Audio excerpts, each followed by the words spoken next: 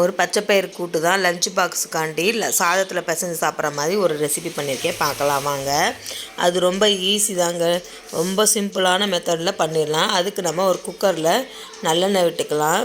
பச்சைப்பயிறு கூட்டு எனக்கு நல்லெண்ணெயில் செஞ்சால் தான் பிடிக்கும். உங்களுக்கு எந்த ஃப்ளேவர் எண்ணெய்னாலும் நீங்கள் செஞ்சுக்கலாம். ஈஸியாக சிம்பிளாக செஞ்சிடலாங்க. டக்குன்னு ஒரு சாதத்தை வச்சு இந்த கூட்டை போட்டு நல்லெண்ணெய் ஊற்றி பிசைஞ்சு கொடுத்துட்டோம்னா குழந்தைங்களுக்கு நல்லா ஹெல்த்தி, ப்ரோட்டீனு, நல்லெண்ணெய் உடம்புக்கு குளிர்ச்சி, அதுக்காண்டி தான். இப்போ நல்லெண்ணெயை வச்சு கடுந்த பருப்பு போட்டுக்கலாம். போட்டுட்டு இப்போ அதுக்குரிய தேவையான மசாலா வந்து ஒரு பச்சை மிளகா, பூண்டு, வெங்காயம், தக்காளி, கருவேப்பிலை, கொத்தமல்லி. வெங்காயம் வந்து 2, தக்காளி வந்து 1. இப்போ எல்லாத்தையுமே போட்டுக்கலாம். அதுக்கு தேவையான மசாலா வந்து நான் அந்த ஃபோன் கையில் வச்சு எடுக்கிறனால எனக்கு வந்து அது தெரியல. அதாவது அதில் என்ன வச்சுருந்தேன்னா மல்லித்தூளும் மிளகாத்தூளும் வச்சுருந்தேன். இப்போ வந்து ஒட்டுக்கா இதை போட்டுடலாம்.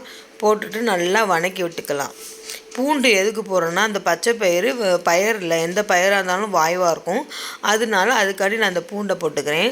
சூப்பராக இருக்கும். இந்த பூண்டோட மணமும் அந்த பச்சை பயிர் கூட்டுக்கும் அவ்வளோ டேஸ்ட்டாக இருக்கும். நான் பயிர் வந்து சும்மா ஒரு 100 கிராம் தான் எடுத்து வச்சுருக்கேன். நைட்டே ஊற வச்சு வச்சுருக்கேன்.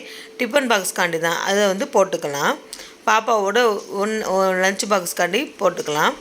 சூப்பராக இருக்கும் இந்த கடையில், பார்த்துக்கோங்க. மல்லி, தனி மிளகாத்தூள், உப்பு 3யுமே ஒட்டுக்கா போட்டு இப்போ தேவையான அளவு சும்மா 2 பெரட்டி விட்டுட்டு தேவையான அளவு தண்ணி ஊற்றி நல்லா வேக வச்சுக்கலாம். நான் வந்து கொஞ்சமாக தான் செஞ்சேங்க. இதை வந்து நீங்கள் கூட்டாகவும் செஞ்சுக்கலாம், கடையலாகவும் செஞ்சுக்கலாம். இதை நல்லா மொத்தமாக நான் வேக வச்சு நல்லா கலந்து விட்டுக்கிறேன். நான் மொத்தமாக ஒரு 4 விசில் வச்சு விட்டேன். கொஞ்சம் பாப்பாவுக்கு வந்து ரொம்ப குழஞ்சா பிடிக்காது, அதனால் கொஞ்சம் பயிறு தெரிகிற மாதிரி தான் நான் வச்சுருக்கேன். இதையே நீங்கள் வந்து நல்லா வந்து மற்ற வச்சு கடைஞ்சிட்டு நம்ம தாளிப்பு ஏற்கனவே கொடுத்துட்டோம், அவ்வளோதான். வேண்டாம், ஒன்றும் வேண்டாம். இதிலே நீங்கள் நல்லா மற்ற வச்சு கடைஞ்சிங்கன்னா நல்லா கூட்டு மாதிரி வந்துடும். சூப்பராக இருக்கும். பருப்பு தெரியாது. பருப்பு ரொம்ப நசிங்கிருந்தா பாப்பா சாப்பிட மாட்டாங்க, அதனால நான் இப்படி எடுத்துருக்கேன். ஆனால் நீங்கள் நல்லா கடைஞ்சி சாப்பிடுங்க, சூப்பராக இருக்கும். கொஞ்சம் தண்ணியை மட்டும் வற்ற வச்சு பார்த்தீங்களா இப்படி இருக்குது. இது பாப்பா வந்து சாதத்தில் போட்டு நல்லெண்ணெய் விட்டு பெரட்டி கொடுப்பேன். அதுக்காண்டி இப்படி நீங்கள் கடைஞ்சி சாப்பிடுங்க, செம்ம டேஸ்ட்டாக இருக்கும். இந்த மாதிரி நிறைய வீடியோஸ்லாம் போட்டிருக்கேன், நிறைய ரெசிபி போட்டிருக்கேன். திருநெல்வேலி அல்வாலாம் வீட்டிலே எப்படி செய்யலான்றதை போட்டிருக்கேன்.